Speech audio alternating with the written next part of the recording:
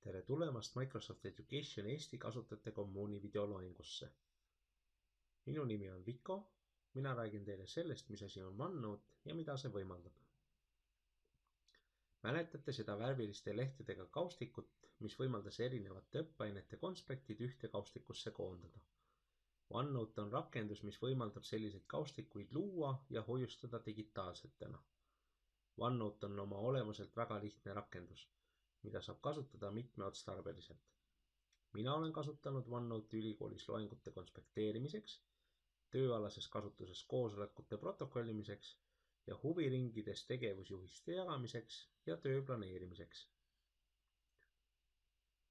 Selle rakenduse esimeseks eeliseks, võrreldes teiste tekstitöötlusprogrammidega, on võime lehekülge automaatselt salvestada.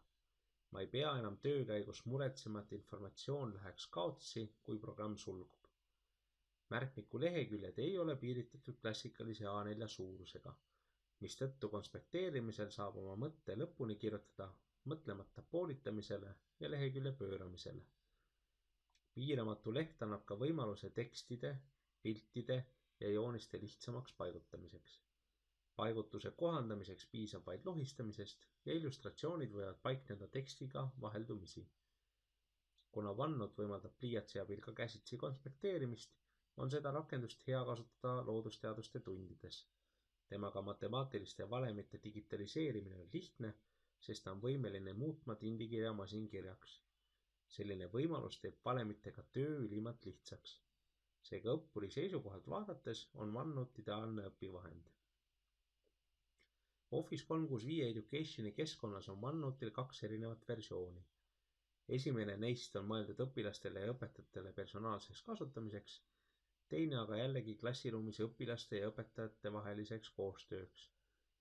Selleks, et neist erinevustest paremini aru saada, vaatleme neid mõlemat pisut lähemalt.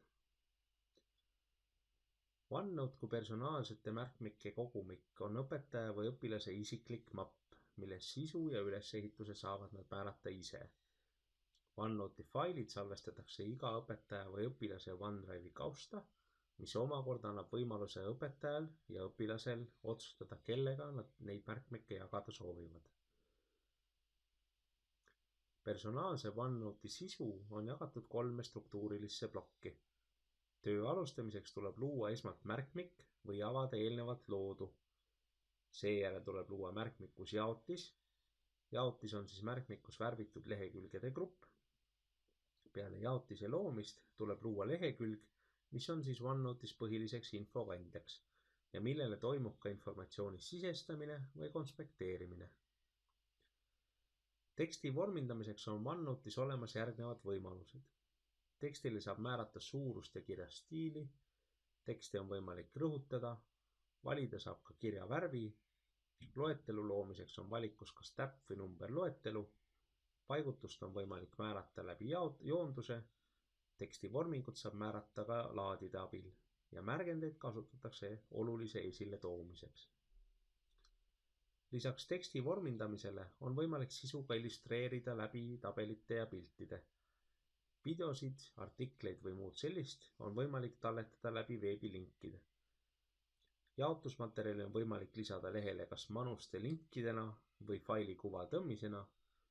Viimane neist teeb failist pildilise koopia, mis paigutatakse terves mahus OneNote'i lehele, et seda siis noolekeste ja kommentaaridega täiendada saaks.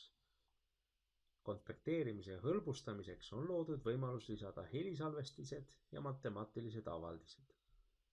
Lisaks sellele võimaldab Office 365 hulka kuuluv OneNote lehekülgedele paigutada ka küsimustikud või õppetestid, mida õpetaja saab Forms-nimelise teenuse abil luua. OneNote võimaldab ka joonistamist ja käsitsi kirjutamist.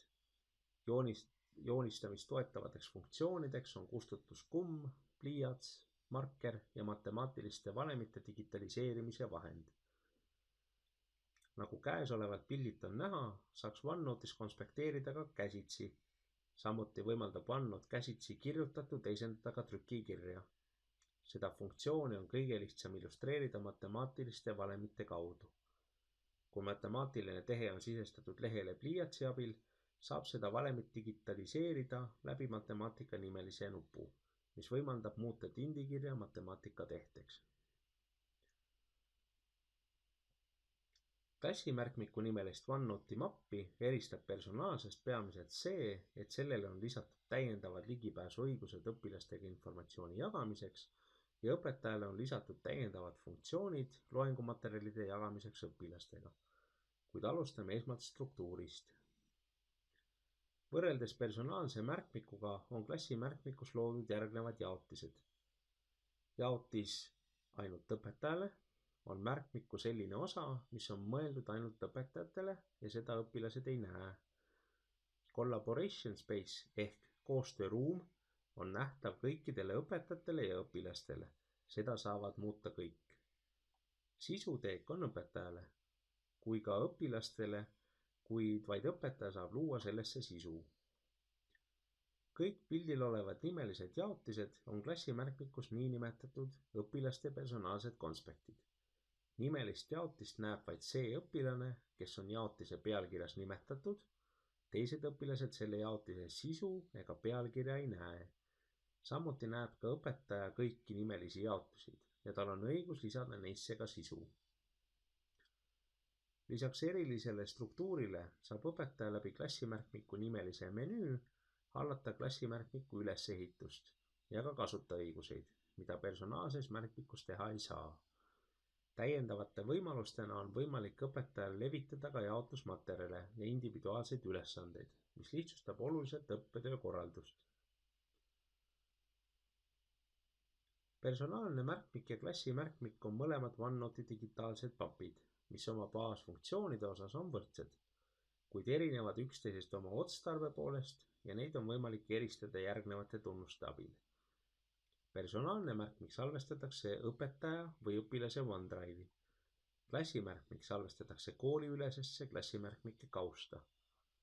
Personaalse märkmiku struktuuri saab kasutaja ise kohandada. Klassimärkmiku struktuur luuakse märkmiku loomise hetkel ja selle struktuuri saab muuta vaid õpetaja.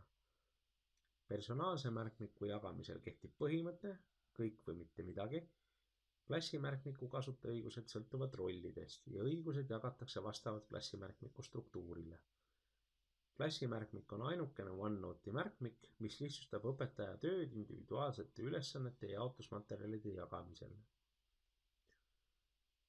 Kokkuvõtteks illustreerib slaidil olev pilt ideaalselt seda, mida OneNote oma baasfunktsionaalsuses võimaldab. Kuna OneNote on väga universaalne rakendus, võin omast kogemusest öelda, et hättada mind jätnud veel ei ole ja abimehena on ta mind truult teeninud juba pea 15 aastat. Kui soovid alustada OneNote'i kasutamisega, on vaja teostada järgnevad sammud. Ava Office 365 portaal aadressil portal.office.com ja logi sinna sisse oma koolikontoga. Vali, millises OneNote'i märkmikuga soovid tööd teha. Käivita rakendus vastavalt valitule vasakpoolselt kiirkäivitusalalt. Pane tähele, klassimärkmikuga on võimalik tööd teha ka Teams nimelises rakenduses.